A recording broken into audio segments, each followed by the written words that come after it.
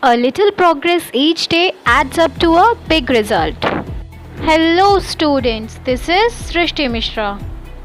तो हम लोग पढ़ रहे थे chapter 2 is matter around us pure, यानी कि क्या जो हमारे सराउंडिंग में मैटर होते हैं वो प्योर हैं। इसमें हम लोगों ने काफ़ी टॉपिक्स को कवर कर लिया था, कोलॉइड, सस्पेंशन वगैरह सब यहाँ तक हो गया था। अब हम लोग पढ़ेंगे separating the components of mixture.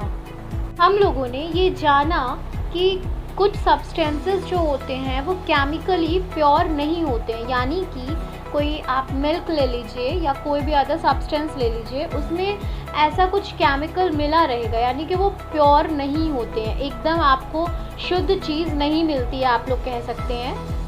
अब प्योर करने के लिए किसी भी सब्सटेंस को हम लोग बहुत सारे मेथड का यूज़ करते हैं, जिससे जो इंडिविजुअल कंपोनेंट्स यानी कि उस मिक्सचर में जितने भी कंपोनेंट्स होते हैं, कण होते हैं, वो मिल जाते हैं।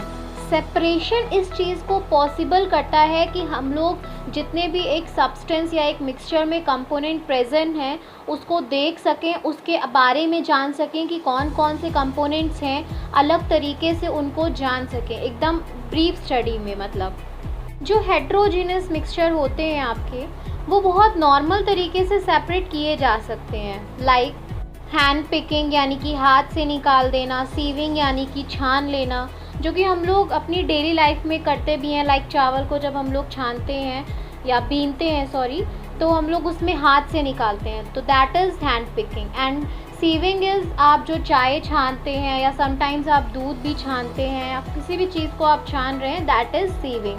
तो ये सब हम लोग अपने हैंड से करते हैं और डेली करते हैं हम लोग। कोई ये नहीं है कि हमने कभी कभी किया, रोज़मर्रा की ज़िंदगी में ये होता है। लेकिन कुछ कंपोनेंट्स ऐसे भी होते हैं जिन्हें हम लोग by the hand picking method और सीविंग मेथड अलग नहीं कर सकते हैं, तो उनके लिए हम लोग एक स्पेशल टेक्निक्स बहुत सारी हैं, उनको यूज़ करके उनको फ़िल्टर करते हैं और उसके जो कंपोनेंट्स होते हैं मिक्सचर के, उसे हम लोग सेपरेट करते हैं। तो ये तो हुआ एक इंट्रो कि जो सेपरेशन होता है, अलग अलग जो करते हैं हम लोग कंपोनेंट्स यानी कि कणों को एक मिक्सचर के, उसके बारे में ये इंट्रोडक्शन हो गया। नाउ अब हम लोग पढ़ेंगे बहुत सारे सब्सटेंसेस या मिक्सचर्स के बारे में, जिसको हम लोग एक एक्टिविटी मेथड के थ्रू सेपरेट करेंगे। तो चलिए आज हम लोग अपना फर्स्ट टॉपिक पढ़ते हैं, इसी के अंडर जो आ रहा है सेपरेशन को, जो और भी डिस्क्राइब करेगा। So our first separation is how can we obtain coloured component यानी कि डाई जिसे हम लोग कहते हैं फ्रॉम ब्लू और ब्लैक इंक, यानी कि हम लोग कैसे डाई को ऑब्टेन करेंगे ब्लू और ब्लैक इंक से। आप लोगों की बुक में इसे एक एक्टिविटी के थ्रू बहुत ही अच्छे तरीके से पढ़ाया गया है, तो चलिए इसे एक्टिविटी के थ्रू ही बहुत अच्छे तरीके से पढ़ते भी हैं। तो क्योंकि एक एक्टिविटी है तो पहले तो हम लोग ये जो डायग्राम ड्रॉ हो रखा है उसे समझ लेंगे। हम लोगों ने एक बीकर लिया है जो कि वाटर से फिल्ड है, एक बाउल लिया है जो कि इंक से फिल्ड है, बाउल या watch glass whatever you want to take. अब एक बर्नर है जिसको हम बर्नर के ऊपर हम लोग जो बीकर है जो कि वाटर से फिल्ड है उसे रखेंगे, एंड देन उसके ऊपर वो वॉच ग्लास रखेंगे जिसमें इंक फिल्ड है। जब वो वेपर्स वाटर की ऊपर जाएंगी वॉच ग्लास की तरफ, तब वो हीट होगा एंड देन जो इंक होगी वो भी वेपर आउट होगी। तो चलिए अब इसे डिस्क्रिप्टिव वे में पढ़ लेते हैं।